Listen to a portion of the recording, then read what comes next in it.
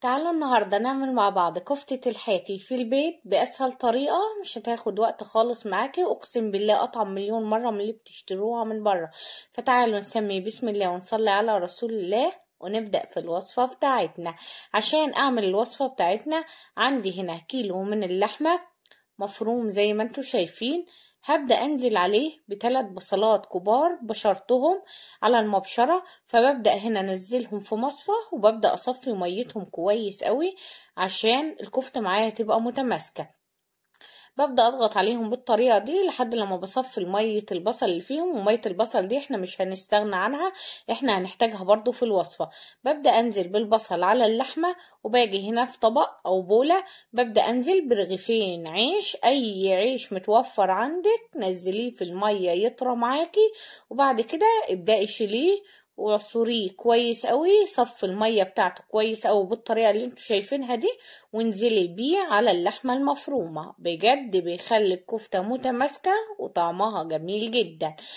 بس كده. وبنيجي طبعا بننزل بنص ليمونة، الليمون في اللحمة مع الكفتة بيشيل ريحة الزفارة. بنزل بمعلقة كبيرة من الثوم، معلقة كبيرة من الملح، بنزل بالفلفل الأسمر، معلقة كبيرة من الكزبرة، وبنزل برشة من الشطة، ومعلقة صغيرة من الكمون، ومعلقة كبيرة من الكيك شيف أو البيكنج باودر، وبنزل هنا بمعلقة كبيرة من السمنة. عندك ليا ضاني وبشري حتة ليا ونزليها أو افرميها ونزليها مع خلطة الكفتة دي. أسهل كفتة ممكن تعمليها، أقسم بالله كل اللي دقها شكرها، وأطعم بالنسبة لهم بكتير من اللي اشتروها من بره.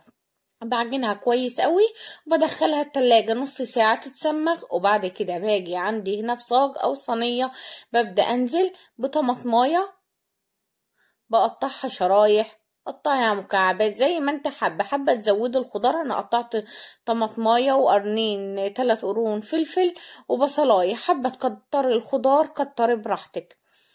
بس كده بقطعهم كلهم بنفس الطريقة. وبعد ما بقطعهم طبعا بنزل عليهم بحبة زيت.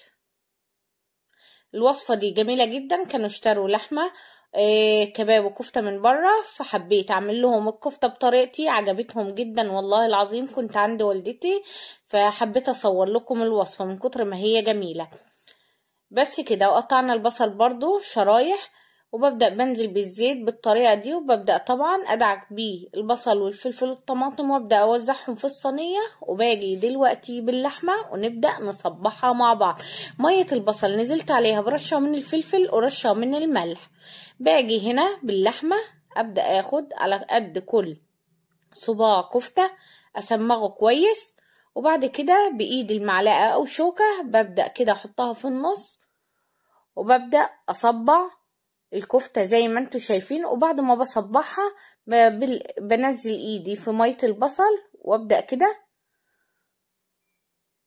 زي ما انتوا شايفين، وبعد كده بنبدأ نرصها في الصينية بمنتهى السهولة. برجع تاني اعيد نفس الخطوات، اصبع الكفتة كويس او على ايد المعلقة، وبعد كده انزل ايدي في مية البصل والمية البصل اللي عليها ملح وفلفل، وابدأ اصبع كويس او صباع الكفتة وانزله في الصينية.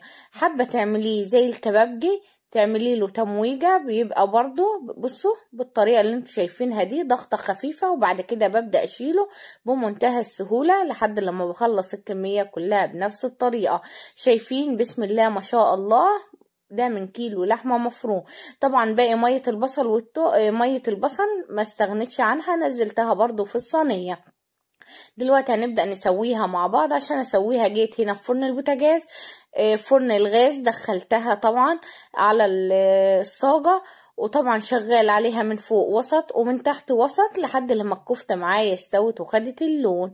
حابة طبعا بعد ما بتاخد اللون كده حابة تقلبيها وتنشفيها براحتك. انا رجعت نشفتها تاني عشان هما كانوا حابينها ناشفة، فرجعت قلبتها بالطريقة دي ورجعت دخلتها تاني الفرن. خدت اللون ودخلت لها فحمة، نزلت عليه نقطة زيت لحد لما خدت ريحة الفحم وطلعت بالجمال والحلاوة اللي انتوا شايفينها دي. عندي حلة بدأت اشيلها كلها واحطها جوه الحلة، وبعد كده ببدأ اقدمها. قعد معاكي الكفتة وعايزة تسخنيها، حطيها في طاسة على النار، حطي نقطة زيت. اول ما تسخن جامد قوي طشة ربع كوباية صغيرة من المية وغطي عليها، الكفتة هتبقى زي العسل.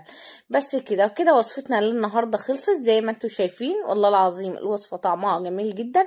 عملت جنبها سلطة طحينة وسلطة بتنجان، وعملت جنبها بطاطس محمرة، والوصفة كانت جميلة جدا. فيا رب تكون وصفتي للنهاردة عجبتكم. لو عجبتكم الوصفة لايك وشير للفيديو.